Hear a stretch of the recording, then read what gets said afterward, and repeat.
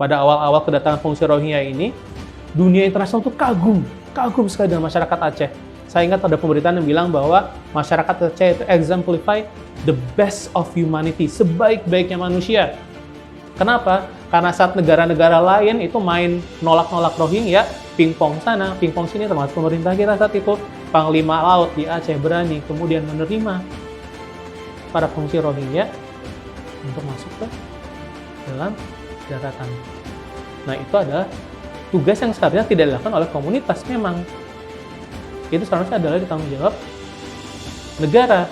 Jangan sampai kemudian provokasi terus terjadi, framing akan terus terjadi, kemudian membuat masyarakat Aceh semakin mereka lebih fatigue kelihatannya, ya, lelah dengan sebuah situasi yang ada di depan mereka terus-menerus, itu akan chaos. Halo Sobat TN, ketemu lagi di Bang Eksnapi Diskursus.net. Persoalan pengungsi Rohingya di Aceh belum usai. Di 2 hari lalu, sebelum siniar ini dibuat, berita termutakhirnya adalah Menko Polhukam memerintahkan Menteri Dalam Negeri untuk berkoordinasi dengan 3 pemerintah daerah, Sumatera Utara, Aceh, dan Riau untuk mencarikan solusi tentang penempatan pengungsi Rohingya di sana. Sementara, suara-suara di luaran makin kuat. Aspirasinya menolak kedatangan lagi pengungsi Rohingya di Aceh, bahkan minta mereka diusir. Nah, untuk membicarakan itu, kami sudah kedatangan 2 narasumber. Tapi sebaris disclaimer dari saya adalah bahwa di siniar sebelumnya kami sudah melakukan perbincangan dengan juru bicara Badan PBB Urusan Pengungsi UNHCR di Indonesia.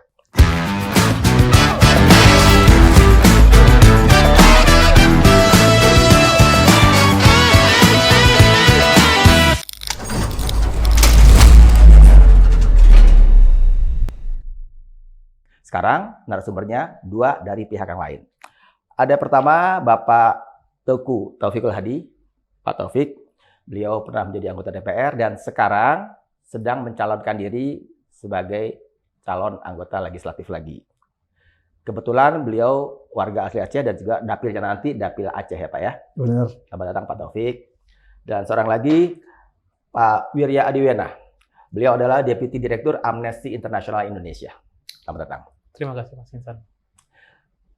Sedikit informasi bahwa sebetulnya kami berencana untuk menghadirkan juga pihak Badan Keamanan Laut RI, Bakamla. Namun beberapa kali konfirmasi nampaknya waktunya belum pas gitu Pak. Jadi sementara ini dengan Pak Taufik dan Mas Wirya aja. Pertanyaan pertama tentu ke Pak Taufik sebagai warga Aceh dan dari sana.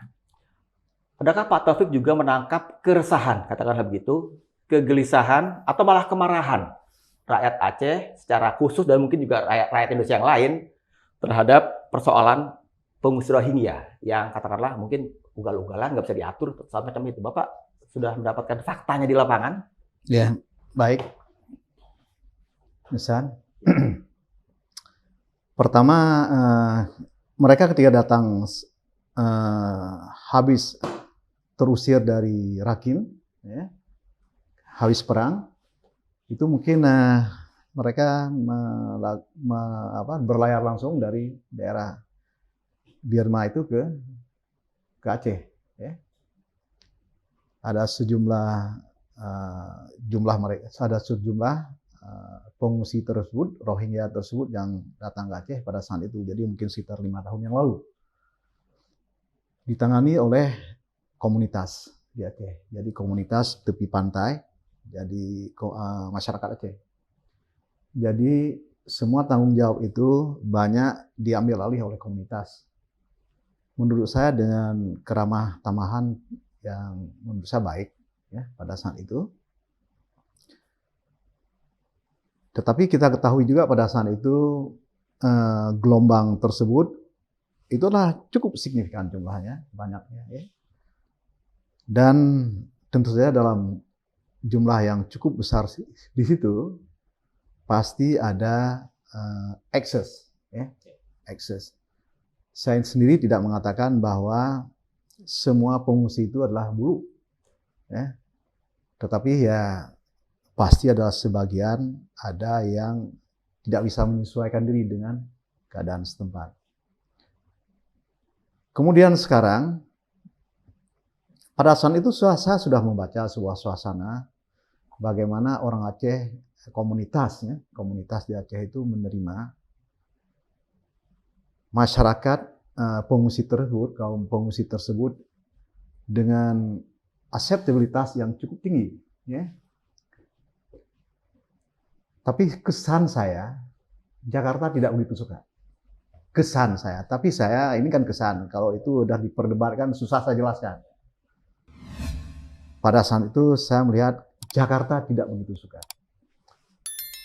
Kemudian sekarang ini kalau sayup-sayup saya dengar saat juga tidak terlalu jelas, mereka tidak lagi berdatangan dari daerah konflik langsung, tetapi mungkin sudah datang dari kamp pengungsi yang ada di Bangladesh ya. Jadi mereka sudah berkumpul di sana dan ada sebuah anggapan orang bahwa mereka pergi ke Aceh itu agak terkoordinasikan, ya, diorganisasikan. Jadi dalam jumlah tertentu dan kemudian beberapa kali, sekarang mungkin ada 1.400-an ya, baik itu di Aceh Utara, di Pidia maupun di Sabang. Ya. 1.500 kalau Menko bilang. 1.500 ya. Hampir 1.540. Nah ini dalam jumlah yang sangat besar itu seharusnya itu tidak lagi menjadi tanggung jawab komunitas, kalau menurut saya. Tapi harus hadir negara. Karena kalau hadir komunitas, kalau itu adalah menjadi tanggung jawab komunitas, itu ada moodnya sudah berbeda lagi, ya kan? Sekarang ini saya melihat banyak sekali hadir buzzer, ya, dan mereka memframing, mungkin ada orang yang sejumlah orang Rohingya yang mungkin perilakunya tidak tepat. Tetapi saya juga tidak tahu apa benar atau tidak, atau itu adalah bahasa tubuh yang sekilas saja ya. Kalau misalnya di foto, mungkin dia lagi mulutnya lagi sinis di foto, padahal sinisnya itu dia tidak sengaja. Mungkin orang berpikir bahwa dia sedang bersikap sinis terhadap situasi setempat, terhadap makanan, terhadap ini dan sebagainya, ya kan? Jadi karena itu, ini terjadi karena negara menyerahkan persoalan itu adalah kepada komunitas. Jadi sekarang menurut saya, itu tidak boleh lagi menjadi tanggung jawab komunitas. Harus hadir negara secara sepenuhnya. Jadi pertama saya mempertanyakan itu Bakamla memang seharusnya pas sekali kalau dia hadir. Kenapa itu bisa dengan mudah mereka hadir ke Aceh? Ya. Jangan persoalan kemudian diselesaikan setelah mereka berada di darat. Ini ingat ya, jangan persoalan diselesaikan di darat karena nanti akan buruk rupa orang Aceh. Kalau orang Aceh mengatakan kami tidak terima, maka akan buruk rupa orang Aceh. Seharusnya itu tidak boleh mereka sampai ke darat. Mungkin harus dialihkan di sana. Dan kan tidak mungkin mereka berlayar dari Bangladesh dengan perahu kecil ke sini. Berarti kan adalah perahu layar, mereka ini adalah menjadi feeder saja untuk hadir ke Aceh. Siapa yang mengelola di sana? Masa tidak diketahui oleh Bakamla? Ya kan? Ini kan saya agak aneh hal yang seperti itu. Yang kedua adalah, saya berharap, kan sudah ditugaskan itulah Menko Polkam ini, Pak Mahfud MD untuk menyelesaikan ini. Kenapa dia tidak datang ke sana menyelesaikan persoalan tersebut? Muncullah dia untuk ke sana untuk menyelesaikan persoalan ini. Jangan diserahkan kepada pemerintah daerah, kabupaten. Saya coba beralih ke Mas Wirya dulu nih. Dari pemberitaan media mainstream, sekali lagi mainstream ya, karena dengan itu kan kita punya patokan bahwa pemberitaan sudah dibuat berdasarkan kaidah-kaidah jurnalistik, verifikasi terutama ya. Yang terbaca adalah para pengungsi Rohingya itu berulah menolak, membuang bantuan yang diberikan ke laut, terus yang sudah mungkin gelombang yang sebelumnya sudah datang juga sudah ditampung, dikasih makan minum, tidur gratis, kabur, kan berita-berita terbaca begitu ya, atau tidak menaati adat istiadat setempat. Apalagi Aceh kan sangat khas dengan kanunnya, dengan syariat Islamnya, kan. Bahkan ada kasus yang sangat membetot perhatian, ada laporan kepolisian, ada salah oknum ya, kalau bilang oknum pengungsi yang tuduhannya memperkosa anak di bawah umur. Itu yang kemudian mungkin memantik ketidaksukaan kalau bilang gitu, atau malah kemarahan masyarakat lokal terhadap para pengungsi Rohingya. Gitu. Nah, bagaimana Amnesty International Indonesia melihat fenomena itu? Oke, aku jawabnya mungkin sekalian yang tadi Mas Insan tanyakan, sama tadi ada beberapa poin yang menarik sekali disampaikan oleh Pak Taufik. Ya. Pertama, kalau ada pengungsi di negara manapun, kemudian mereka melakukan tindakan kriminal, lakukan saja proses hukum seperti yang berlaku di negara tersebut. Status pengungsi tidak serta-merta membuat pengungsi kebal dari proses hukum di satu negara. Jadi kalau misalnya ada yang melakukan tindakan kriminal, proses hukum saja. Tapi itu tidak kemudian serta-merta menihilkan hak dia sebagai pengungsi. Jadi, dan tadi Mas Insan sudah sampaikan ada oknum. Nah, tadi kan ada 1.400-an ya, saat ini hampir 1.500 tadi kata Menko. Kalau nggak salah datanya UNHCR malah 1.600 saat ini di Indonesia. Dari 1.600 itu kasusnya berapa sih sebenarnya? Yang kita dengar di media-media mainstream itu coba deh kita kumpulkan. Kemudian kita hitung dengan jari kita. Sampai 2 jari nggak? Butuh bantuan jari tambah teman kita ajak sampai jadi 20. Apa sampai kasusnya tuh kemudian setengah? Saya ragu. Kemudian, karena seperti yang tadi Mas Insan sampaikan, itu adalah oknum. Satu, oknum-oknum, jika kemudian diduga melakukan tindakan kriminal, lakukan proses hukum. Mereka tidak kebal. Kedua, kita harus ingat juga kemudian, banyak yang bukan oknum. Banyak juga perempuan dan anak-anak di sana, yang mereka baru saja melalui sebuah perjalanan yang tidak mudah. Tidak mudah. Data UNHCR tahun 2022 itu kurang lebih ada 350 pengungsi yang diduga meninggal atau hilang di lautan. Dan ini hanyalah tip of the iceberg. Kenapa? Karena namanya orang meninggal di lautan, mayatnya tidak langsung diketemukan. Orang hilang tidak semua melaporkan. 350 itu hanya yang tercatat. Kita tidak tahu persis sebenarnya berapa banyak pengungsi Rohingya yang kemudian benar-benar meninggal dan hilang karena gagal menempuh perjalanan tersebut.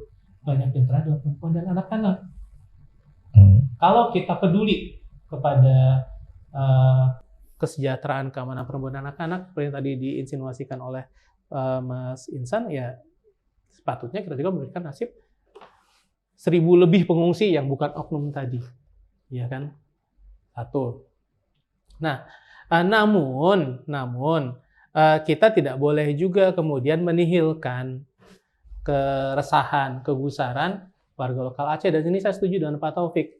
Jangan kemudian masalah pengungsi ini menjadi masalah komunal. Nah, ini ada beberapa gap yang perlu kita identifikasi, dan ini kita perlu identifikasi secara lebih mendalam sebenarnya.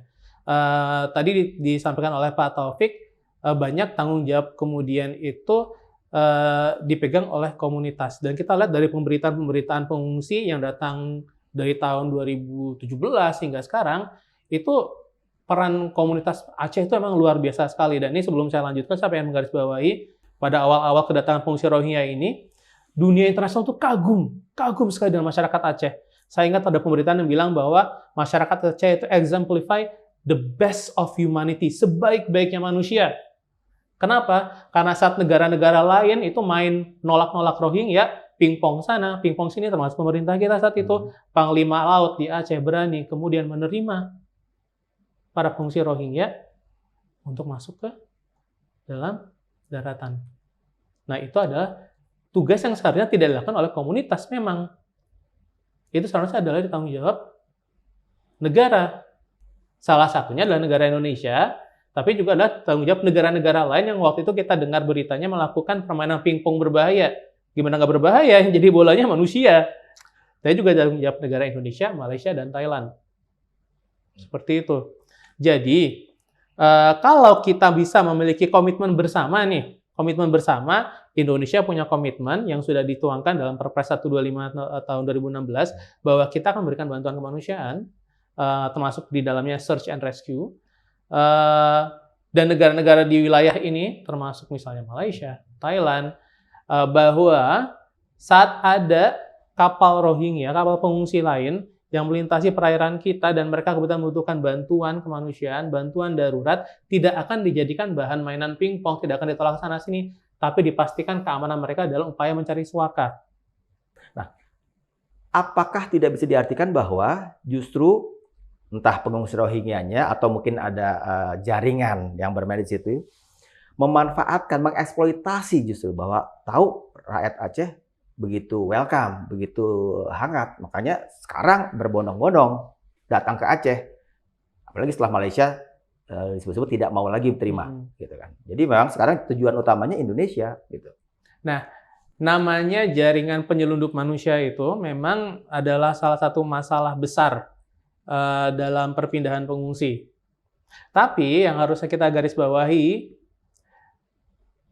dibuka atau tidaknya kemungkinan orang Rohingya, pengungsi Rohingya datang ke Indonesia, mereka akan tetap datang. Dan kenapa? Karena mereka memiliki keputusasaan nih. Tadi disampaikan kan pada awalnya mereka itu mengalami persekusi di Arakan, di Rakhine State, di Myanmar. Temuan Amnesty waktu itu kita menyebutkan bahwa sistem diskriminatif di Arakan itu sebenarnya adalah sistem apartheid. Yang kalau karena kita ngomongin Palestina juga dilakukan oleh Israel terhadap warga Palestina. Sistem apartheid berlaku terhadap warga Rohingya di Arakan, di Rakhine State. Ditambah kemudian ada konflik komunal antara komunitas Muslim dan Buddha yang kemudian juga berimbas kepada banyak mayoritas Muslim Rohingya kan. Terus ada juga pembersihan etnis. Ini masih di Myanmar dan ini berlaku sebelum kudeta. Kudeta, kemudian ada perang antara junta militer dengan berbagai kelompok-kelompok bersenjata di sana. Wajar kemudian banyak yang lari ke Bangladesh. Itu genosida maksudnya yang pembersihan etnis? Ini masalah nomenklatur legal sih. Tapi tanpa terlalu jauh, sebenarnya pembersihan etnis juga udah parah. Gitu. Parah pokoknya pembersihan etnis. Tapi Amnesty International menghindari penggunaan terminologi genosida. Karena ada beberapa kaidah legal yang harus dipenuhi sebelum kita bisa bilang itu genosida. Tapi kita udah bilang adalah pembersihan etnis. Gitu. Dan itu udah parah juga. Nah, mereka pergi ke Cox's Bazar, jadi pengungsi di sana, kurang lebih ada 960.000 sekarang. Kondisinya juga tidak baik di sana. Ada temuan dari IISS, baru keluar bulan ini, yang menyebutkan di sana tuh meningkatnya aktivitas kriminal, meningkatnya aktivitas kelompok bersenjata, membuat situasi tidak aman bahkan di siang hari. Temuan Oxfam beberapa tahun lalu menyebutkan bahwa setiap minggunya ratusan perempuan yang ada di Cox's Bazar mengalami kekerasan berbasis gender. Cox's Bazar bukan tempat yang aman bagi para pengungsi Rohingya.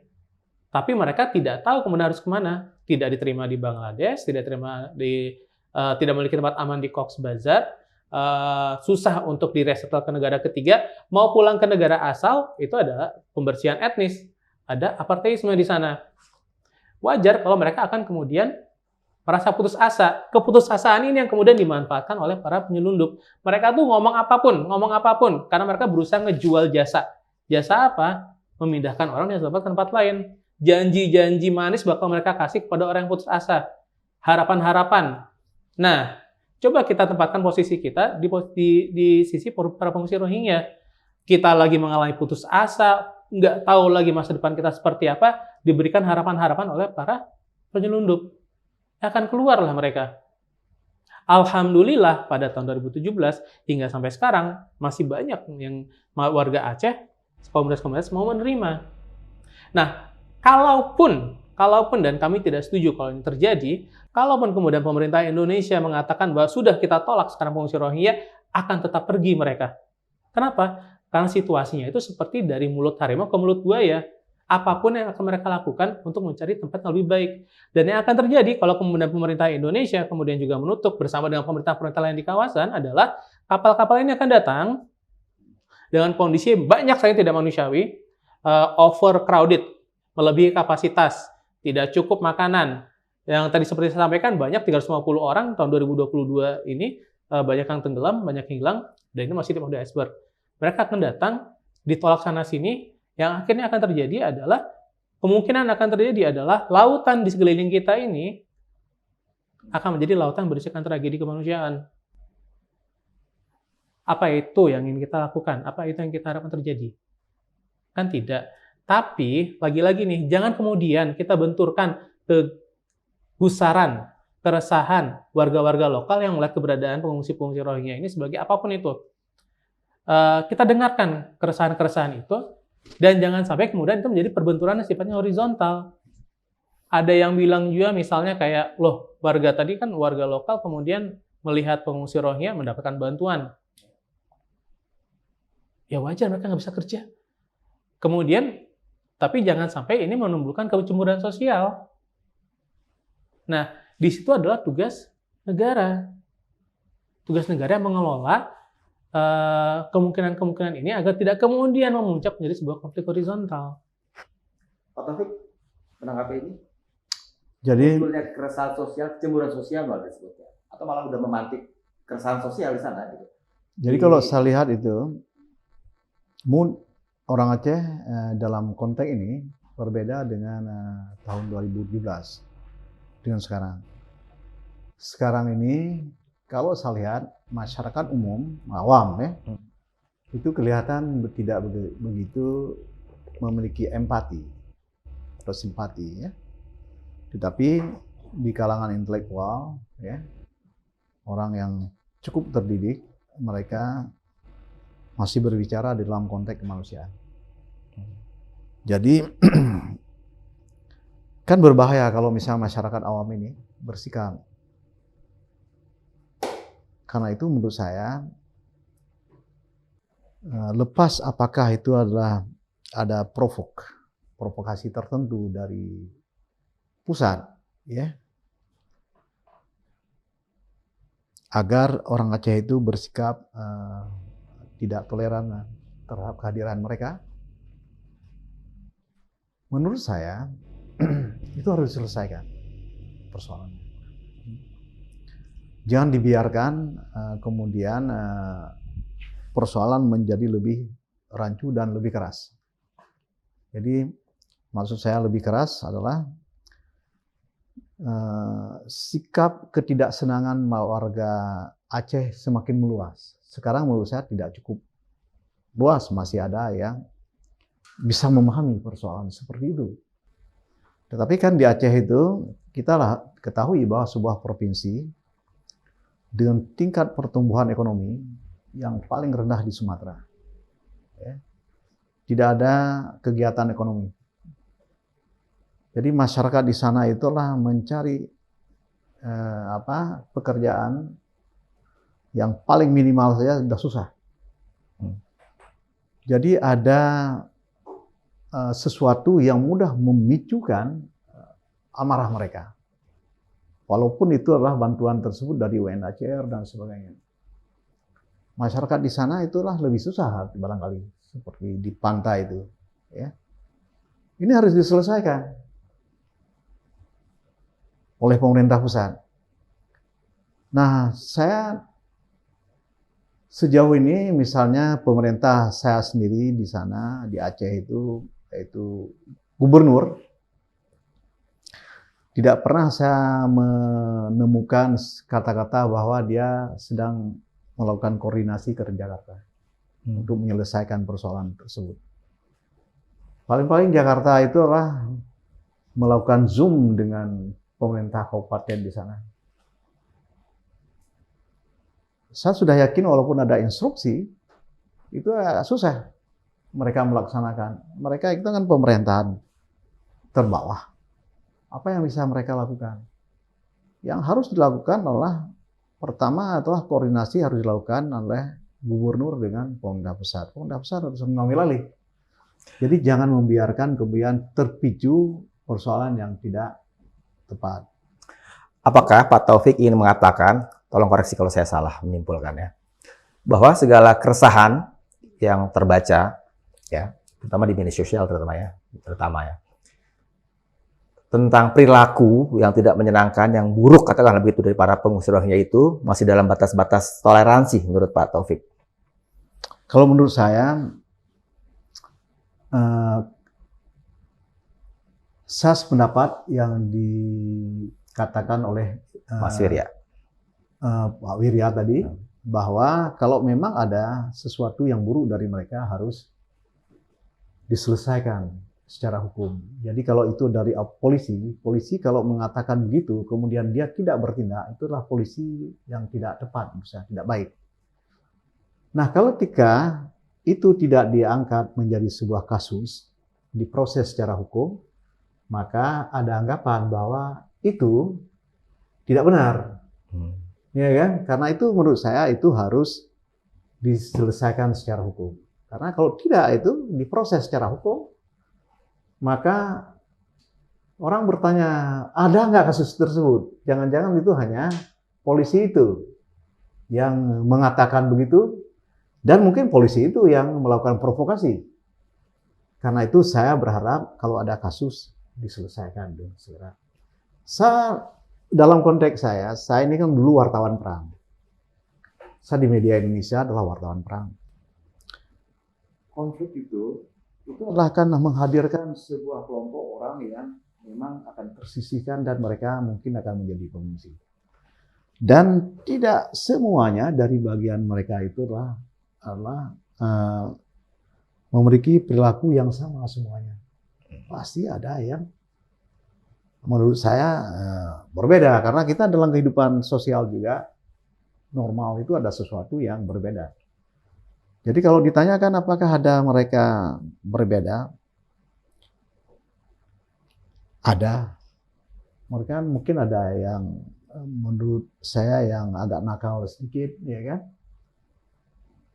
Dan mungkin di antara mereka juga tidak suka kepada dia. Mungkin itu yang di framing selama ini. Dihadirkan tentang mereka ini. Nah, saya menyukai hal tersebut? Saya tidak suka, karena nanti membuat masyarakat Aceh itu, apa yang dikatakan tadi ada keramah tamahan tertentu, ya, itu menjadi berbalik. Padahal itulah dengan framing yang menurut saya agak sistematik, dan kemudian itu mungkin ada yang mengelolanya, ya. Tetapi itu tidak akan bisa berhenti dengan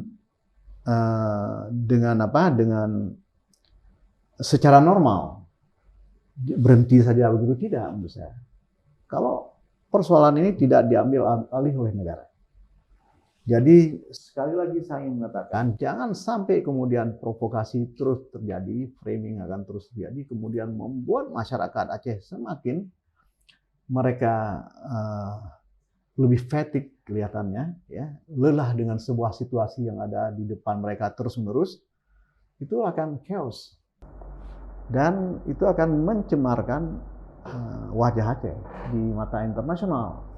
Jadi sebelum itu terjadi, saya berharap itu kepada pemerintah pusat untuk mengambil alih tanggung jawab. Dan berikutnya, saya berharap Bakamla, dia pasti mengetahui apa yang terjadi di sana. Karena ada tempat-tempat yang menjadi tempat stations Angkatan Laut di utara Sabang. Jadi mereka mengerti hal tersebut. Nah, karena itu saya bertanya kenapa bisa terbiarkan ke sini, kemudian hadir ke darat, kemudian di darat tidak ditangani. Kalau dibiarkan hadir mereka ke daratan Aceh itu, dengan maksud adalah setelah sampai di darat mereka akan ditangani oleh negara, saya rasa itu tidak ada masalah. Tetapi kalau kemudian diserahkan kepada komunitas untuk disaksikan, ya kemarin itu saya juga terenyuh. Misalnya banyak perempuan, sekarang ini lebih banyak laki-laki perempuan yang hadir dengan anak-anak. Kalau sebelumnya mungkin lebih banyak laki-laki. Bagaimana kemudian mereka itu dipaksa untuk datang dulu ke kantor entah wali kota. Kemudian di sana ditolak, kemudian diarahkan lagi ke tempat lain, mereka naik truk, ya kan, sambil menggendong anak. Sangat menyedihkan kalau kita lihat. Saya berharap hal-hal yang seperti itu tidak terjadi di Aceh. Ya, lagi. Tetapi kenapa orang Aceh sudah seperti itu, fatigue seperti itu, ya menurut saya ada pembiaran dari pusat. Sementara juga pusat, saya tahu perasaan saya bahwa dulu itu pada tahun 2017, ketika orang Aceh menerima dengan lapang hati pendatang tersebut, karena dianggap saudara baru saja selesai dari tragedi, ya, itu kelihatan pusat, saya tangkap ya, itu tidak begitu terkesan dan justru menurut saya ada kata-kata yang bukan kata-kata tapi ada hal yang tidak welcome. Mungkin dalam konteks itulah pada saat itu Anies ya kan berbicara tentang rasa simpati dia kepada mereka itu, kepada Rohingya itu dalam sebuah situasi masyarakat Aceh sedang sangat welcome pada saat itu. Jadi sekarang ini kembali diputar-putar ya kan pernyataan Anies yang tahun 2017 tersebut. Siapa yang putar-putar itu? Itu kan berarti kan ada pihak yang memang mengelola isu ini ya kan. Ketika dulu Anies berbicara itulah sebuah situasi masyarakat Aceh sangat senang, tetapi mungkin sekarang masyarakat Aceh tidak begitu senang kepada pengungsi ini. Jadi mungkin ingin memojokkan Anies dalam sebuah situasi seperti itu. Jadi saya ini tahu persis kalau seperti itu adalah ada kelompok-kelompok yang bermain. Saya ke Mas Yuryani. Ketika tadi Pak Taufik bilang mestinya persoalannya jangan dibiarkan para pengungsi itu sampai mendarat di Aceh. Skema yang seperti apa yang mestinya bisa jadi katakanlah menyelesaikan itu? Kalau nggak pakai perlu mendarat merekanya, berarti mungkin di kapalnya ketika itu. Pada akhirnya harus mendarat juga. Kalau di kapal terus ya susah hidupnya dong Mas Insan. Apalagi tadi kan aku bilang namanya kapal itu jenisnya tuh banyak. Banyak sekali kapalnya itu sebenarnya tidak layak. Banyak sekali itu kapasitas kapalnya sekian diisi lebih dari kapasitas tersebut. Kalau kita biarkan pengungsi kemudian ada di kapal terus, agak susah hidupnya. Tapi saya setuju dengan Pak Taufik, jangan dibiarkan mendarat begitu saja, karena itu berarti ada pembiaran nih dari awal. Dibiarkan pokoknya gimana, terserah mereka gimana hidupnya di laut. Kalau pas sampai kita darat, baru kita tangani. Ini kan berarti ada banyak kemungkinan tragedi kemanusiaan yang terjadi. Jadi yang paling ideal adalah begitu kita mengetahui ada kapal pengungsi yang terlunta-lunta, kemudian kita memastikan bahwa perjalanan mereka mencari suaka itu aman. Nah, dan hak pengungsi untuk mencari suaka itu ada terlepas dari ditandatangani atau tidak ditandatanganinya konvensi pengungsi oleh suatu negara. Karena itu semua negara di kawasan ini sebenarnya memiliki tanggung jawab yang sama kalau mereka mengakui Deklarasi Universal Hak Asasi Manusia, DUHAM, Universal Declaration on Human Rights, pasal 14.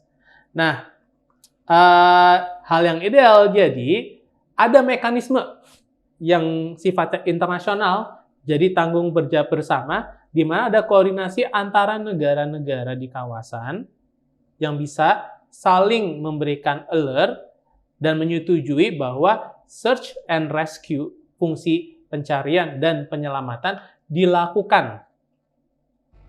Pengungsi mendapatkan bantuan kemanusiaan yang layak, lalu mereka dibawa ke darat agar perjalanan mereka mencari suaka itu aman. Perjalanan mencari suaka itu kemudian apa? Yang tadi ada 3 kan, durable solution itu local integration, yang bagi kayaknya kalau di Indonesia sekarang belum menjadi kebijakan pilihan. Tapi ada 2 yang lain nih. Voluntary repatriation. Jadi repatriasi setelah kalau negara asalnya udah aman. Agak susah juga kan di Myanmar sekarang kan masih bermasalah. Dan yang ketiga adalah resettlement. Nah, perjalanan mereka mencari settlement ini aman.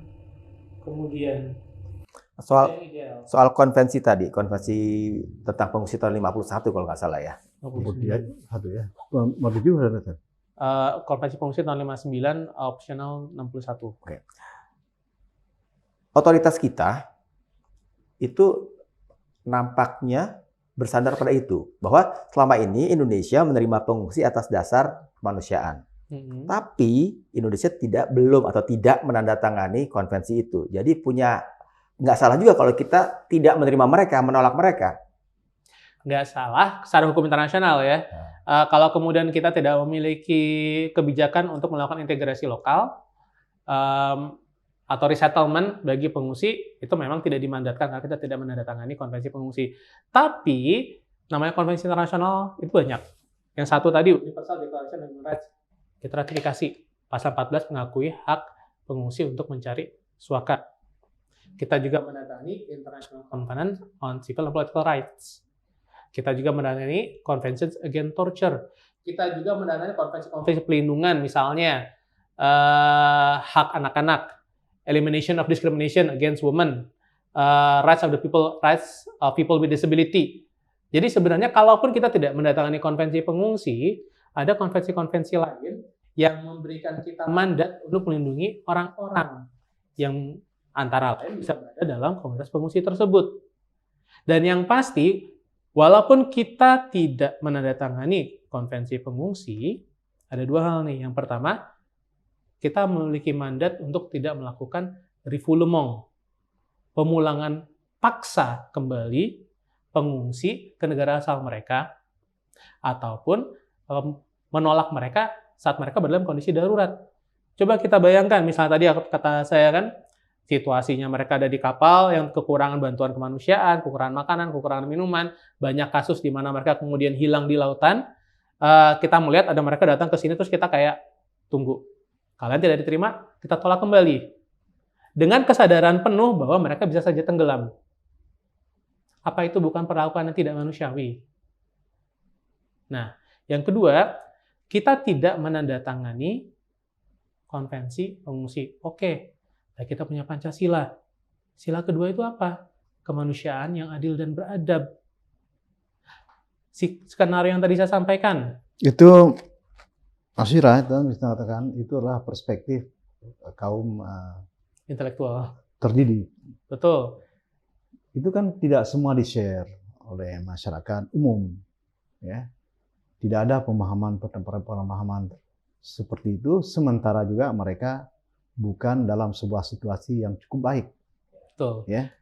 Nah, ini karena itu menurut saya itu boleh menjadi diskursus yang dibicarakan, diskursus di antara para elit-elit nasional, ya kan?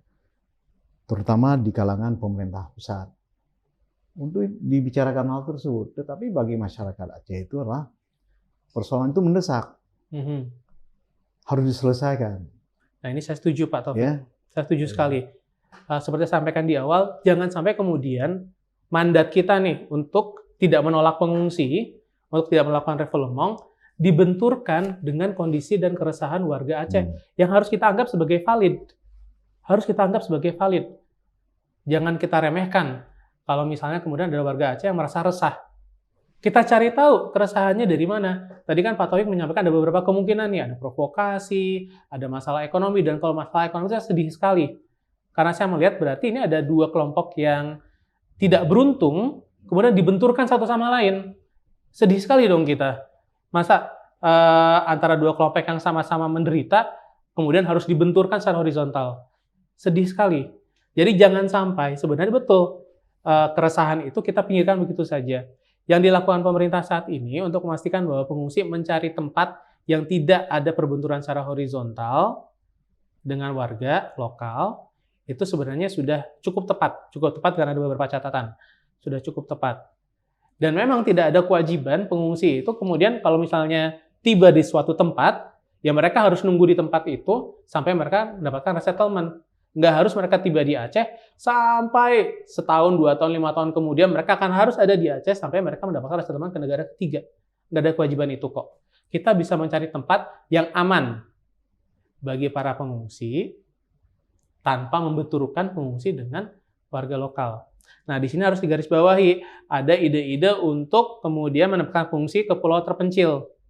Nah, ide ini harus sangat kita hati-hati, cermati, karena pengalaman-pengalaman yang sudah di berbagai negara, di Australia, di Bangladesh juga sempat ada, sudah dibangun mahal sekali. Pulau, saya lupa namanya apa, untuk menampung pengungsi tidak berhasil. Jadi sebenarnya yang harus kita temukan itu adalah mekanisme di mana negara hadir menuntaskan tanggung jawabnya terhadap warganya sendiri, warga Aceh, di mana tadi masalahnya sebenarnya bukan hanya masalah dengan pengungsi, juga ada masalah pembangunan, hak ekonomi, hak pendidikan, dan pada saat bersamaan menuntaskan haknya atau tanggung jawabnya sebagai bagian dari komunitas internasional terhadap pengungsi. Nah, ketika Pemda-Pemda itu menjerit, katakanlah tentang budget mereka, dana mereka, yang fakta yang juga masih banyak masyarakat lokalnya yang di bawah pengelolaan Pemda itu yang ya masih miskin, katakanlah begitu kan. Ini aja belum tertanggulangi, datang lagi pengungsi Rohingya yang membuat mereka ya makin susah jadinya, dan kemudian ini yang kemudian dibaca oleh pusat gitu. Apalagi persoalannya banyak katakanlah warning gitu, semacam warning dari netizen segala macam. Lihat tuh Malaysia gitu. Ketika banyak pengungsi Rohingya di sana, kemudian mereka berulah dengan perilaku yang buruknya sampai kemudian mereka demo minta hak tinggal, tanah, wilayah gitu. Itu yang kemudian di-warning, jangan sampai Indonesia seperti itu. Gimana Mas Widya melihat itu? Nah, Perpres 125 tahun 2016 itu kebanyakan memang masih mengatur bantuan kemanusiaan, search and rescue tadi. Sayangnya itu tidak mengatur hal-hal yang terkait administrasi para pengungsi, termasuk masalah budgeting. Nah, ini kan kita jadi kelihatan ada lubang kebijakan yang harus diisi oleh tadi negara, pemerintah. Kita punya Undang-Undang Hubungan Luar Negeri tahun 99, itu hanya menyebutkan fungsi itu paling 2-3 kali, hanya sekilas kayak dan secara ad hoc. Tapi saat undang-undang itu ditulis, sepanjang pengetahuan saya, perumus undang-undang itu sudah sadar tentang masalah pengungsi, tapi menunda pembahasannya karena ada berbagai macam permasalahan perlu diselesaikan segera. Namun dengan bayangan bahwa akan ada aturan yang akan membahas terkait masalah-masalah turunan tadi. Nah, masalah budget tadi, masalah dengan warga lokal, semua perlu diselesaikan. Semua perlu diselesaikan. Tapi ada dua hal nih. Satu, tanggung jawab negara tadi. Kejelasan. Kejelasan antar pemerintah pusat, pemerintah daerah. Dan kedua, lagi-lagi ini harusnya tidak menjadi tanggung jawab Indonesia semata. Keberadaan pengungsi harus menjadi shared responsibility, tanggung jawab bersama. Perpres itu kan mengatur bahwa keberadaan pengungsi itu, penyelamatannya, terus dukungannya, sementara kan? Betul. Itu berapa rentang waktunya yang disebut sementara itu? Nah, itu kan belum jelas ya. Singkat saya sih belum jelas. Ketika juru bicara UNHCR ada di forum seperti ini, saya tanya, memang lama waktu dibutuhkan sejak kedatangan pengungsi sampai ada semacam assessment terhadap para secara pengungsi praktik. itu. Secara praktik secara Iya. nyata. Karena kan bukan cuma pengungsi Rohingya yang diurus Betul. sama UNHCR. Kebanyakan malah di sini kan Afghanistan, Somalia pengungsinya kan. Jadi butuh waktu untuk dapat giliran bisa 6 bulan sampai setahun. Kadang-kadang Lama lebih. bener kan itu kan, dan itu kan Pemda udah menjerit nggak karuan gitu. Untuk waktu selama itu menanggung segala biaya dan macam-macamnya, Pak. Ya. Dulu kita pernah dalam sebuah waktu tertentu itulah menerima pengungsi dari Vietnam. Kemudian mereka ditempatkan di Pulau Galang. Betul. Ya. Dan kemudian kita ketahui bahwa Pulau Galang itu sekarang sudah kosong dari para pengungsi. Jadi sudah diterima oleh di negara tujuan. Jadi dari situ kita ketahui bahwa Indonesia itu adalah bukan tujuan akhir dari para pengungsi itu. Mungkin ada tujuan-tujuan lain ya pada saat itu. Selama orang masyarakat lokal itu di Aceh berpikir bahwa nasi yang dimakan oleh para pengungsi itu adalah makanan yang dimakan di sana. Itulah pemberian pemerintah. Apakah pemerintah setempat atau pemerintah pusat. Dalam sebuah situasi normal, itu menurut saya tidak ada masalahnya. Artinya tidak ada masalah mereka makan seperti itu dengan kekurangan. Tetapi juga ingat bahwa ketika mereka hadir ke tempat itu, mereka mendarat di pantai, masyarakat komunitas Aceh yang berada di pesisir itu, itulah mereka miskin. Mungkin mereka bisa makan 3 kali. Ini komunitas-komunitas ini seperti nelayan-nelayan tertentu, dia makannya barangkali 2 kali. Nah, ini menurut saya ada ketidakpahaman bahwa dari mana asal bantuan tersebut, itu akan memicu persoalan. Ya kan? Jadi kalau misalnya mereka itulah di lokalisasi tempat tertentu dan semuanya ditanggung oleh negara-negara yang ditanggung oleh lembaga-lembaga bantuan seperti dengan CARE, dan semoga juga oleh negara di PBB dan sebagainya, negara-negara lain seperti yang terjadi di Pulau Galang, mungkin itu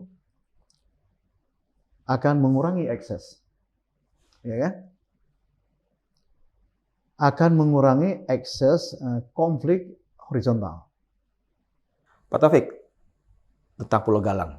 Sebelum ini kita baca statement dari Wapres Pak Kiai Ma'ruf Amin. Ketika berkunjung ke sebuah acara di UI di Depok, bilang bahwa ada kemungkinan opsinya itu menempatkan mereka seperti di Pulau Galang.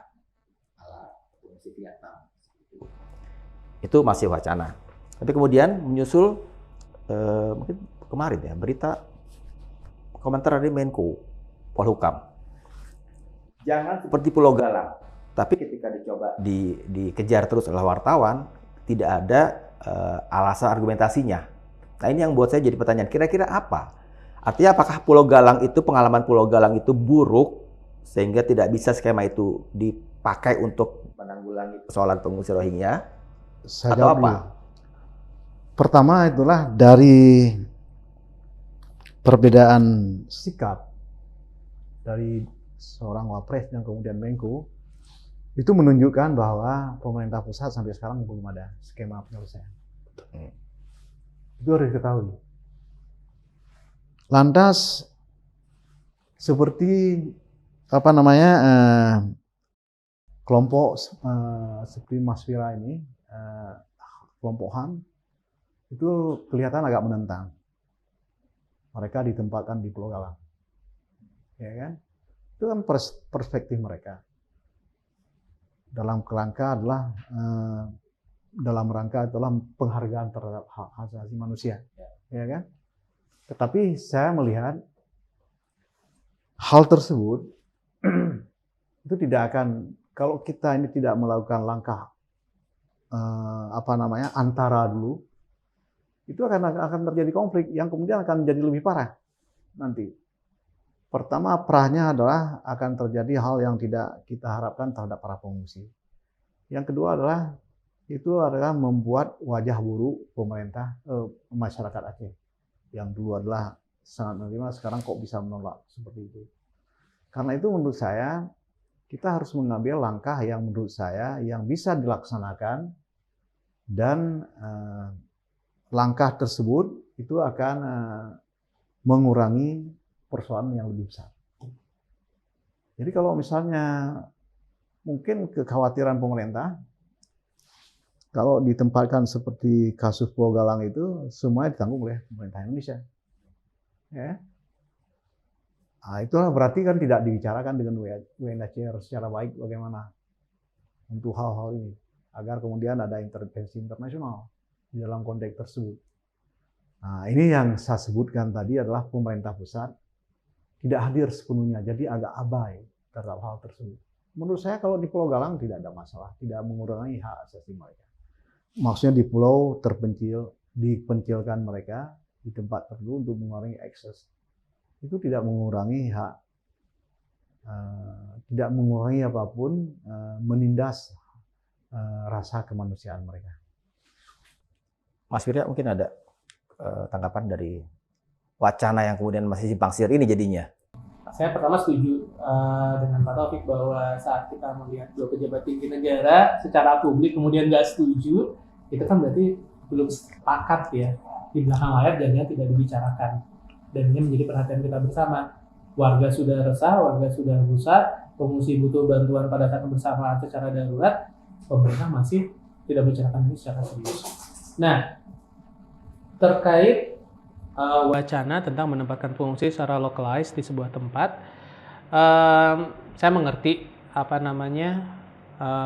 alasan untuk ke arah sana, tapi sebelum bicarakan perspektif asasi manusia, secara operasional ada beberapa tantangan nih, dan ini yang harus membuat kita berhati-hati karena alasan operasional ini kemudian bisa juga berimbas kepada pemenuhan hak asasi manusia.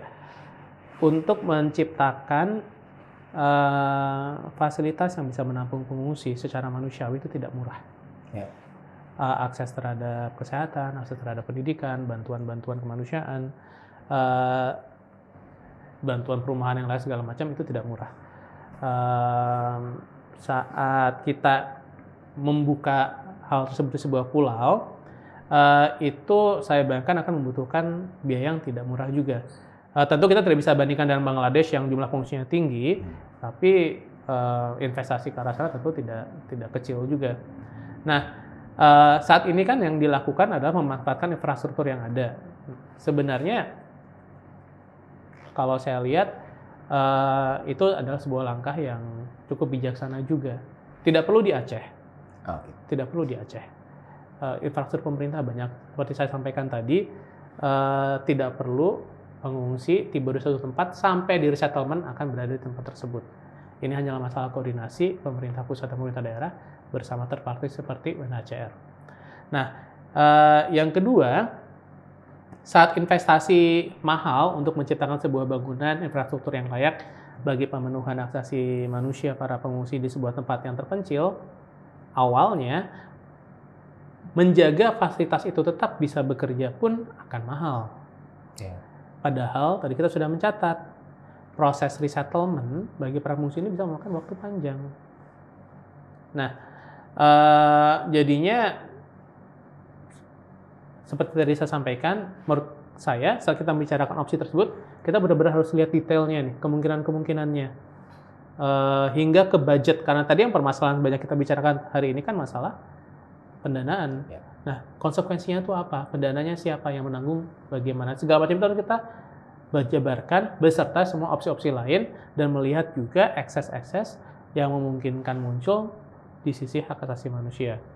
Nah, karena kita ngomongin soal budget, lagi-lagi ini saya ngulang banyak banget ngomongin tanggung jawab bersama.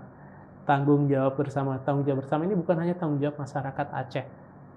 Ini bahkan bukan hanya tanggung jawab pemerintah Indonesia, ini tanggung jawab komunitas internasional untuk memastikan bahwa perjalanan pengungsi mencari suaka aman. Tadi menarik banget pas Pak Taufik bilang pernah punya pengalaman di Kamboja. Ada sebuah peristiwa yang luar biasa sekali di masa lampau saat Indonesia dengan modalitas diplomatiknya berhasil mendorong proses perdamaian di Kamboja. Ada yang namanya Jakarta Informal Meeting 1-2 waktu itu berhasil menemukan berbagai pihak yang kemudian mengarah pada perdamaian. Kesuksesan diplomatik tersebut seharusnya menjadi inspirasi kita untuk menemukan pihak-pihak yang membuat proses resettlement sekarang mentok, pihak-pihak yang menolak pengungsi di kawasan kita untuk berkomitmen. Komitmen tadi yang pertama sudah saya sampaikan, semua negara di kawasan tidak boleh menolak pengungsi. Yang kedua, komitmen resettlement harus diaktifasi kembali. Kalau tadi saya bilang Bali proses, Australia itu adalah penandatangan konvensi pengungsi. Australia juga adalah co-chair Bali proses. Kita wujudlah Australia untuk menjadikan contoh di mana mereka memastikan ada proses resettlement bagi pengungsi, termasuk ada kuota bagi pengungsi Rohingya. Kalau boleh saya garis bawahi pernyataan Mas Surya tadi bahwa semua negara tidak boleh menolak pengungsi jadinya begitu. Status pengungsi ataupun imigran gelap tidak menafikan resiko yang mereka hadapi. Dan ini yang harusnya menjadi perhatian kita bersama. Tidak perlu menunggu sampai mereka dapat kartu UNHCR bagi kita untuk menimbulkan rasa kemanusiaan bagi orang yang sudah melampaui berbagai penindasan dan tekanan kemanusiaan. Baiklah, ini nampaknya kalau kita terusin, kalau terusin 3 SKS. Maksudnya begini, Ya, singkat ya Pak Taufik ya. Kuncinya gimana Pak? kan ada variasinya. Misalnya Australia itu dia menerima pengungsi. Tapi kan hanya terakhir saja dia berusaha bersikap ramah terhadap pengungsi dari Asia. Sebelumnya kan pengungsinya kan dari kulit putih semuanya. Ya kan? Jadi jangan kita berpikir karena dia sudah menandatangani itu dan sebagainya, dia sudah melaksanakan secara perfect konvensi tersebut. Ya, sangat diskriminatif di Australia tersebut. Ya. Itu yang pertama. Yang kedua, kalau diambilkan contoh Kamboja itulah perang saudara yang tidak ada menimbulkan pengungsi, ya kan? Kemudian pada sebuah situasi tersebut negara Indonesia itulah sangat dihormati mungkin di antara karena negara-negara lain tidak sekuat Indonesia. Jadi ada kemampuan Indonesia untuk mendorong diplomasi sehingga terjadi JIM 1 dan sebagainya. Tetapi kemudian keputusan terakhir tetap dilaksanakan di Beijing. Ya kan? Ini kita ketahui bagaimana kemudian negara ranking negara-negara, ya kan? Sekarang ini ASEAN ini adalah dianggap sudah sama semuanya kemampuannya. Singapura tidak terlalu mengindahkan Indonesia, tidak terlalu mengindahkan Malaysia. Dia walaupun negara kecil ya ada pride-nya sendiri, ya. Jadi kita tidak bisa mengambil itu, karena itu jangan kita berandai-andai ya terhadap hal tersebut. Itu harus decisive. Pemerintah harus bersikap terhadap masalah pengungsi ini. Karena kalau tidak, saya sudah mengatakan tadi, nanti masyarakat Aceh akan belajar dari sebuah situasi bahwa manusia itu adalah bisa diperjualbelikan. Jadi bisa diseludupkan. Orang-orang Aceh ini nanti melihat bahwa manusia itu adalah bisa diseludupkan, dia akan ikut juga menjadi penyeludup manusia. Ya kan? Jadi human trafficking. Itu jangan sampai terjadi kepada masyarakat Aceh seperti, karena dia sebuah situasi ada di depan dia dan kemudian ada kebutuhan dia. Dan saya itu tidak berharap hal yang seperti itu. Ya kan?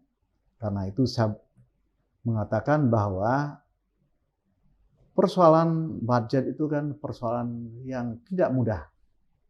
Tetapi kan selalu ada jalan keluarnya.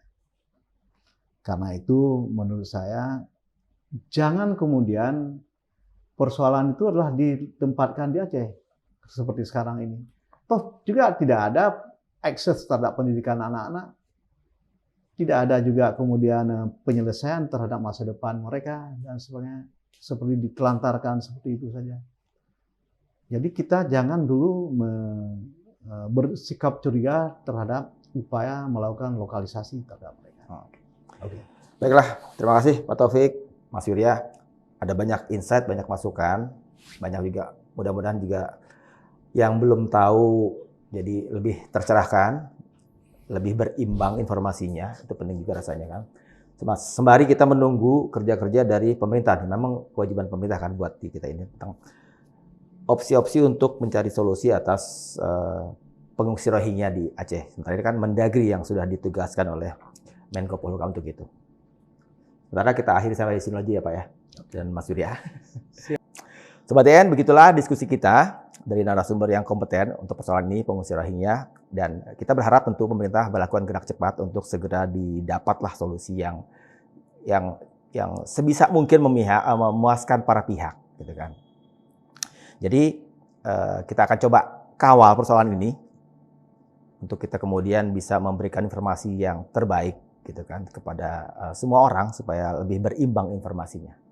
Demikian, ikuti terus Bang Eksnapi di Diskursus.net. Tabik. Siap.